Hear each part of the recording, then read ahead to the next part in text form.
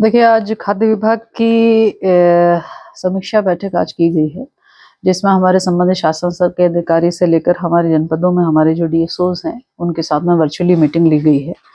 और इस मीटिंग में समीक्षा के बिंदुओं में खासकर हमारी जो धान खरीद थी, उसमें क्या अभी हमारी स्थिति है, उसकी भी समीक्षा की गई है, जिसमें 2024-25 में जो हमारी धान खरीद का हमारा जो लक्ष्य था, वो 7.50 मीट्रिक टन हमारे को लक्ष्य दिया गया था, जिसमें हम लोगों ने धान का जो क्रय है वो 6.58 मीट्रिक टन का हमारा धान क्रय हुआ है। इसके साथ ही हमारा जो रागी का क्रय है वो 2024-25 में जिसका लक्ष्य था 5000 मीट्रिक टन, वो अभी हमारे पास में जो क्रय हुआ है वो लगभग 3138.825 मीट्रिक टन का हमारा क्रय हुआ है, जो कि पहले की तुलना में यह क्रय जो है वो बढ़ा है। इसके अलावा हमारे जो सस्ता गल्ला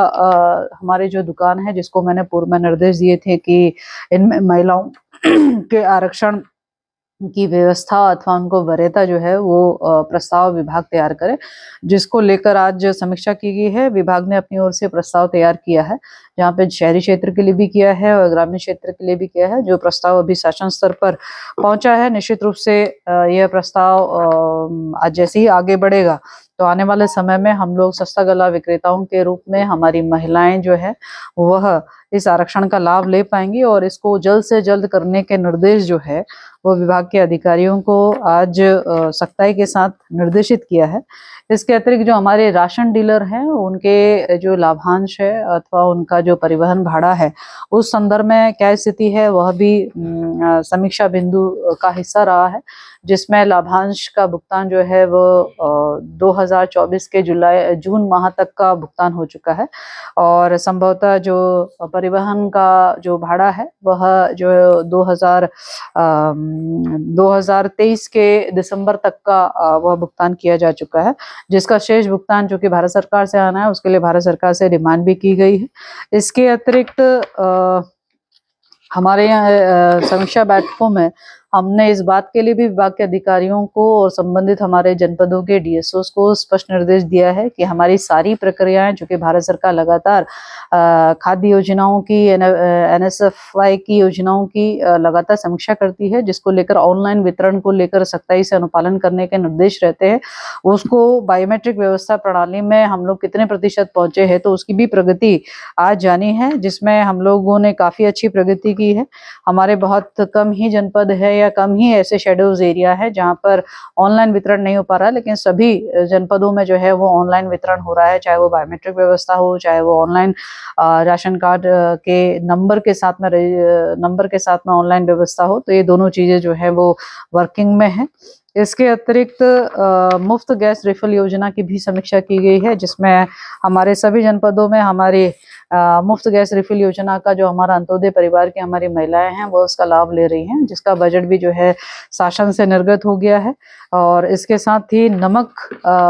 योजना, मुख्यमंत्री नमक योजना की भी समीक्षा की गई है, जिसको लेकर सभी जनपदों के डीएसओस ने उसके बारे में उसका जो फीडबैक है उसको लेकर लोगों में उत्साह बताया है। निश्चित रूप से 8 रुपए में नमक प्राप्त होना उनके लिए, ग्रामीण महिलाओं के लिए एक सहूलियत भरा और उनकी आर्थिकी को मजबूत करने के लिए एक बड़ी व्यवस्था उनको ये मिल रही है, जिसका रेस्पॉन्स जो है बहुत अच्छा निकल के आ रहा है। इसके अतिरिक्त हमारे जो राशन डीलर हैं उनके जो लाभांश है, जो कि जून माह तक के उनको प्राप्त हैं, आगे शेष माह के लिए उनके लाभांश जो दिए जाने हैं उसके भी इंस्ट्रक्शंस दिए हैं कि उनको जो है आप सितंबर माह तक का अथवा दिसंबर माह तक का, जो जल्दी से जल्दी दिसंबर तक की यूसी और सितंबर माह तक की जो यूसी आ चुकी है उसका भुगतान निर्गत कर दे, जो कि मुझे लगता है कि शायद 2-3 दिनों के अंतर्गत जिसका भुगतान संबंधित डीएसओस को कर दिया जाएगा और डीएसओस फिर संबंधित हमारे राशन डीलरों को करेंगे। तो आज गहनता के साथ में सभी बिंदुओं पे जो हमारी योजनाएं हैं उसकी समीक्षा की गई है। इसके अतिरिक्त मैं समझती हूँ कि आने वाले समय के लिए विभाग की एक तैयारी इस बात की भी है कि जो पूर्व में भी मैंने कहा है कि हम लोग की कोशिश ये है कि हमारे जो चाहे वो अंत्योदय के परिवार हो, चाहे हमारे पीएचएच कार्ड धारक हो, चाहे हमारे एसएफआई के हमारे कार्ड धारक हो, सभी कैटेगरीज के कार्ड धारकों को समांतर रूप से हम लोग किसी न किसी रूप में, किसी न किसी सामग्री के रूप में सभी को समांतर सुविधा प्राप्त हो सके, जिसके लिए एक